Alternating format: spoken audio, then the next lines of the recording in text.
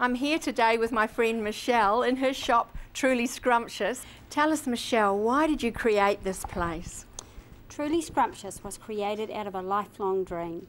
It was something that I was always passionate about ever since I was a wee girl. From about the age of 9 years old, I had a real love and a passion for beautiful things. An elderly lady who was my next door neighbour gave me my very first piece, which was a Dresden China lady, and from there the love just grew inside of me, and it just has never ever lapsed, really.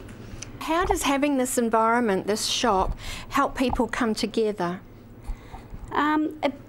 Truly Scrumptious is a shop. It's a place where women can come and lose themselves in the outside world. So it's my world in here. It's a world where you can find peace. It's a world where you can come and be touched by the environment that's in the shop that I've especially created.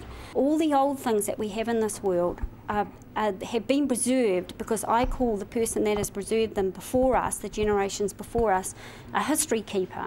So the history keepers are the people that went before us, that brought the things, that loved them, that took them in their home, cherished them, took care of them, so that when they passed away, the next generation could have them. And without those history keepers in our lives, the antique shops wouldn't have the items that they have in it.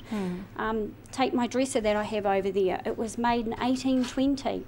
Now, it's like brand new because a history keeper has taken the time, some woman that it was made for in her life, has taken the time to love it, care for it, look after it. Then it was put on a ship from England, brought over to New Zealand, so that I can get to enjoy it in my shop with all the hundreds of customers that come through it. Michelle, why is it that I'm not alone? There are hundreds of people love to come and spend time in this shop. I think because they sense the beauty that's in it, the peace that's in it, because the shop has got a lot of beauty and a lot of peace in it. Recently we had a lady that came in. This is just one of many stories. She was very pregnant, and we went up to her, and I felt like she looked a little tired, and I said, would you like to have a seat? And we gave her a glass of water, and her face began to smile, you know, something began to kind of light up inside of her. And she spent about half an hour or more in the shop. After a while of walking around the shop and talking to us, she said, I've actually had quite a bad day, but she said, after being here, she said, I feel so much better, so much better. And she said, I think the shop gives a lot of women hope.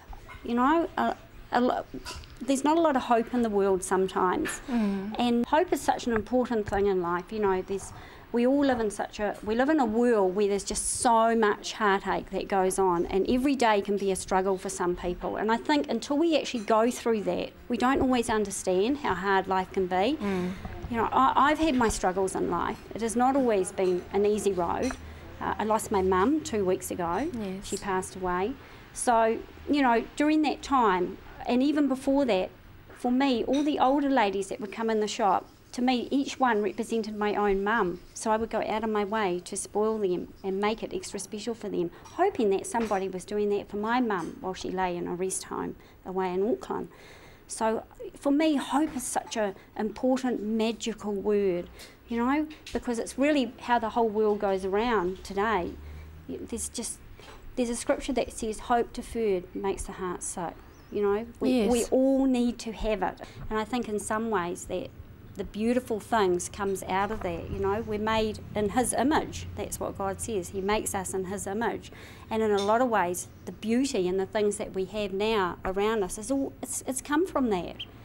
You know. So, for the many people that do believe in God, how important is it for them to spend time contemplating His heart and His beauty?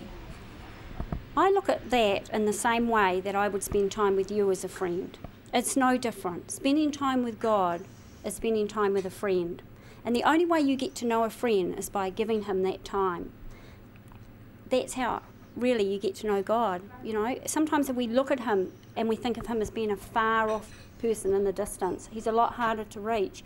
But if we look at God in the same way that Heather is my friend, and that if I spoil her or spend some time with her or even just tell her that I love her and I appreciate her, in a lot of ways, that's how we build a relationship with God in that same way. It's just by talking to him, spending time with him, and making ourselves vulnerable little bit by little bit. Because when you get to know a friend, like you, Heather, I didn't come in and make myself vulnerable to you straight away. And it's the same when we get to know God.